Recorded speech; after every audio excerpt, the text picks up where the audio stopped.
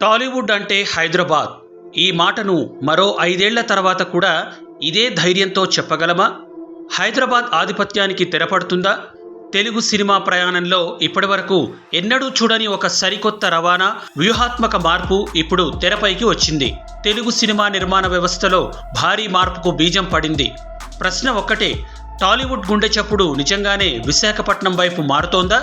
దశాబ్దాలుగా Hyderabad స్టూడియోలు, టెక్నీషియన్లు, post production, distribution వ్యవస్థతో టాలీవుడ్కు కేంద్రంగా నిలిచింది. నేటికి ప్రధాన నిర్మాణ శక్తి అక్కడే ఉంది. అయితే ఆంధ్రప్రదేశ్ ప్రభుత్వం సినిమా రంగాన్ని, రాష్ట్రాన్ని ఆకర్షించేందుకు కొత్త విధానాలు, ప్రోత్సాహకాలు, స్టూడియోలు, డబ్బింగ్ సదుపాయాలు, ఫిలిం టూరిజం, ఏవీజీసీ రంగాల అభివృద్ధిపై దృష్టి పెట్టింది. విశాఖపట్నాన్ని మీడియా, ఎంటర్టైన్మెంట్ హబ్గా తీర్చిదిద్దే విజన్ను కూడా ప్రకటించింది. కేవలం ఒక ప్రాంతం మారడం కాదు, ఇక్కడ రాజకీయ వికేంద్రీకరణకు, సినిమా స్టూడియోల విస్తరణకు మధ్య ఒక పవర్ ప్యాకెట్ సింక్రోనైజేషన్ నడుస్తోంది. హైదరాబాద్లోని ఫిలిం నగర్ మోనోపోలీని బ్రేక్ చేస్తూ ఆంధ్రప్రదేశ్ తీర ప్రాంతం ఒక సరికొత్త సినిమా సామ్రాజ్యానికి వేదికవుతోంది. కానీ ఇక్కడే ఒక కీలక నిజం ఉంది. మద్రాస్ నుండి హైదరాబాద్కు తెలుగు చలనచిత్ర పరిశ్రమ పూర్తిగా మారడానికి సుమారు 30 సంవత్సరాలు పట్టింది. ఈ మార్పు 1950ల చివరిలో ప్రారంభమై 1990ల ప్రారంభం నాటికి పూర్తయిన ఒక నెమ్మదైన, క్రమబద్ధమైన ప్రక్రియ. 1956లో హైదరాబాద్లో శ్రీ సారథి స్టూడియో స్థాపించబడటంతో దీనికి పునాది పడి 1959లో విడుదలైన మా ఇంటి మహాలక్ష్మి చిత్రం పూర్తిగా హైదరాబాద్లోనే చిత్రీకరించబడిన మొదటి తెలుగు సినిమాగా రికార్డు సృష్టించింది. ప్రముఖ నటుడు అక్కినేని నాగేశ్వరరావు ఈ వలసలకు నాయకత్వం వహించారు. సినిమాలు ఆంధ్రప్రదేశ్లోనే షూట్ చేస్తేనే నటిస్తానని ఆయన నిర్మాతలకు స్పష్టం చేశారు. 1976లో ఆయన బంజారా హిల్స్లో అన్నపూర్ణ స్టూడియో స్థాపించారు. 1983లో సూపర్ స్టార్ నందమూరి తారక రామారావు గారు ఆంధ్రప్రదేశ్లో పార్టీ పెట్టి అధికారంలోకి వచ్చాక ఈ మార్పుకు రాజకీయ ఊతం లభించింది.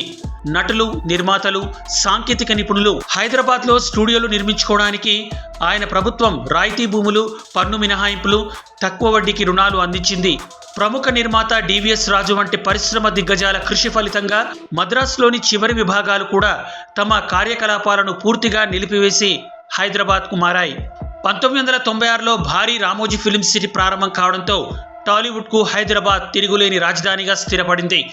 నేటికి హైదరాబాద్కు ప్రపంచ స్థాయి స్టూడియోలు, అనుభవజ్ఞులైన సాంకేతిక నిపుణులు, భారీ పెట్టుబడులు, కొత్తగా ఏబీజీసీ మరియు విజువల్ ఎఫెక్ట్స్ రంగాల్లో అంతర్జాతీయ సంస్థల పెట్టుబడులు కొనసాగుతున్నాయి. హైదరాబాద్ భారతీయ మీడియా పరిశ్రమలో అత్యంత బలమైన కేంద్రాల్లో ఒకటి. మరి అటువంటి హైదరాబాద్ ఓడిపోతుందా?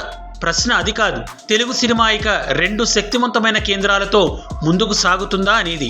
ఇది కేవలం షూటింగ్ లొకేషన్ల కథ కాదు, వేల కోట్ల రూపాయల ఆర్థిక వ్యవస్థను ఎక్కడ నిర్మించాలనే పోటీ.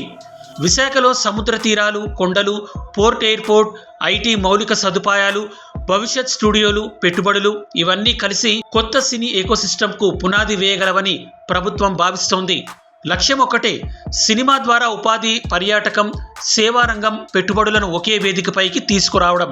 హైదరాబాద్ టెక్నాలజీ, పోస్ట్ ప్రొడక్షన్, భారీ స్టూడియోల రాజధానిగా కొనసాగితే విశాఖపట్నం కొత్త నిర్మాణాలు, ఫిలిం టూరిజం, తీర ప్రాంత మౌలిక సదుపాయాలతో మరో శక్తివంతమైన సినీ కేంద్రంగా ఎదగవచ్చు.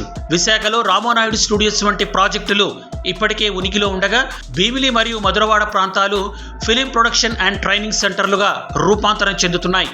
ఇది కేవలం భౌగోళిక మార్పు మాత్రమే కాదు, తెలుగు సినిమా ఆర్థిక రథచక్రాన్ని విస్తరింపజేసే ఒక చారిత్రక పరిణామం. ఒకప్పుడు చెన్నై నుంచి హైదరాబాద్కు వచ్చిన టాలీవుడ్ ఇప్పుడు మరో కొత్త అధ్యయనానికి సిద్ధమవుతోందా? మీ అభిప్రాయం ఏమిటి? 2030 నాటికి టాలీవుడ్ రెండో గుండె విశాఖపట్నమే అవుతుందా, లేక హైదరాబాద్ ఆధిపత్యం అలాగే కొనసాగుతుందా? కామెంట్ చేయండి.